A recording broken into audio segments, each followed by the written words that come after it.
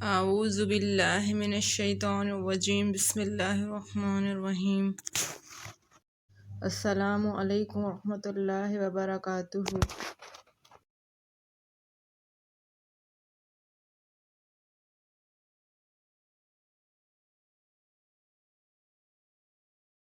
اگر آپ کو اردو میں کسی بھی موضوع کے حوالے سے ویڈیو چاہیے تو آپ ہمیں کمنٹ باکس میں میسج کر کے بتا سکتے ہیں۔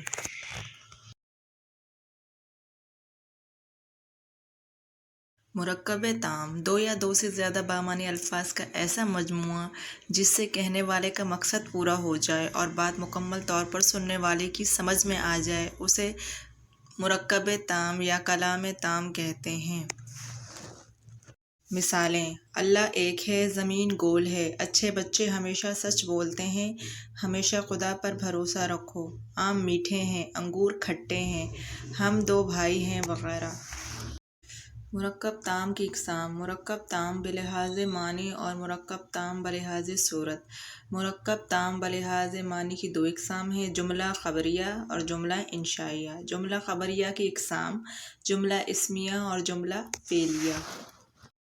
جملہ انشائیہ کی اقسام: ندا، حرف ندا۔ ایسے حروف جو کسی اسم کو پکارنے کے لیے استعمال ہوں حروف ندا کہلاتے ہیں، جیسے ارے بھائی، جب تک محنت نہیں کرو گے کامیاب نہیں ہو سکو گے۔ اس جملے میں ارے حرف ندا ہے۔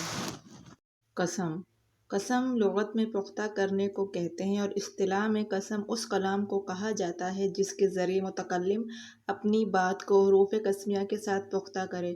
قسم سے میں سچ کہہ رہا ہوں۔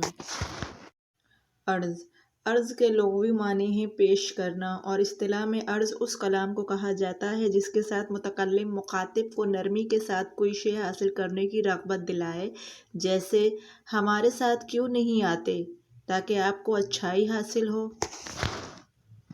امر: ایسا فعل جس میں کسی کام کو کرنے کا حکم دیا جائے، جیسے بزرگوں کا ادب کرو، بازار سے دوا لاؤ، ہمیشہ سچ بولو، نماز پڑھو۔ ان جملوں میں کرو، لاؤ، بولو، پڑھو فعل امر ہیں۔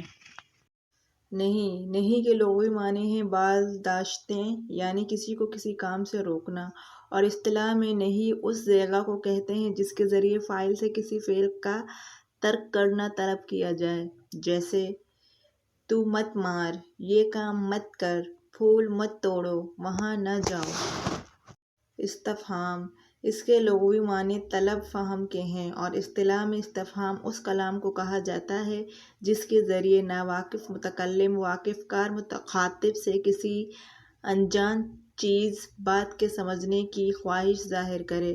حرف استفہام کے ساتھ، جیسے کیا زید نے مارا ہے، اس جملے میں متکلم مخاطب سے ایک نامعلوم بات کے سمجھنے کی طلب کر رہا ہے۔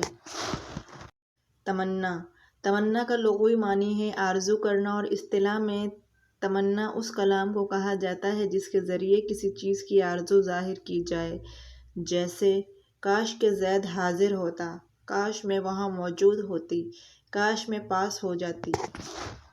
تعجب: وہ جملہ انشائیہ جس میں کسی چیز پر تعجب کا اظہار کیا جائے، جیسے واہ کیا گاڑی ہے، اللہ کتنا اچھا موسم ہے، کیا ہم آج روانہ ہوں گے۔